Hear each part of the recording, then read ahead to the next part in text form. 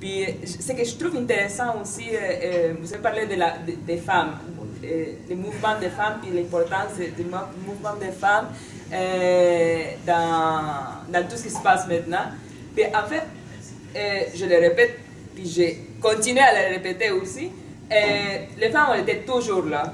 Puis on était un sujet politique très très actif, même pendant la dictature. Et puis ça commence avec la dictature, c'était les femmes qui cherchaient ses maris qui étaient disparus, ses enfants qui étaient en prison ont disparu aussi.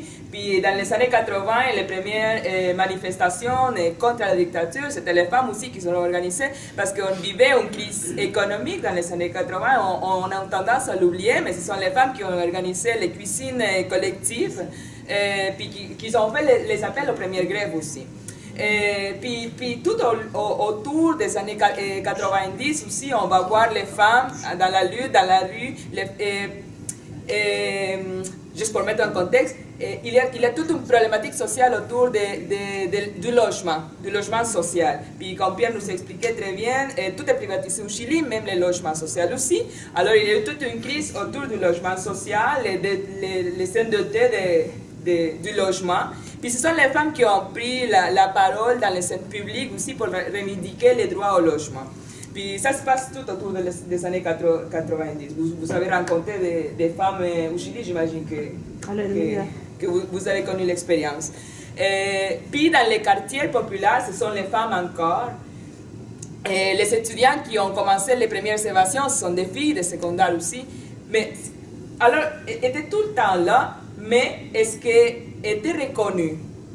Parce qu'on était quand même dans un pays latino-américain très patriarcal avec ses habitudes qu'on connaît très bien. Puis ce que je trouve intéressant, après le 18 octobre, c'est même avant, c'est le 8 mars 2019 aussi, tu nous as dit 1 million de personnes le 25 octobre, mais on avait à peu près la moitié le 8 mars. Puis ça veut dire quelque chose aussi. Puis juste au moment où la manifestation commençait à tomber, c'est la performance, les violences c'est toi, qu'on a fait ici au Québec en décembre passé. Puis ça a pris ça nous a donné un air aussi de fraîcheur, puis ça a amené la cause à l'international aussi. Et puis ça nous a permis aussi de nous reconnaître en tant que femmes, pas juste en tant que latino-américains, ou en tant que... On vit pas mal les mêmes problèmes n'importe où quand on est des femmes. Et puis ça nous a permis aussi de reproduire, d'identifier en fait les oppressions. Et moi je ne veux pas prendre trop du temps, et j'aimerais qu'on vous entende, alors j'arrête là. Et merci encore.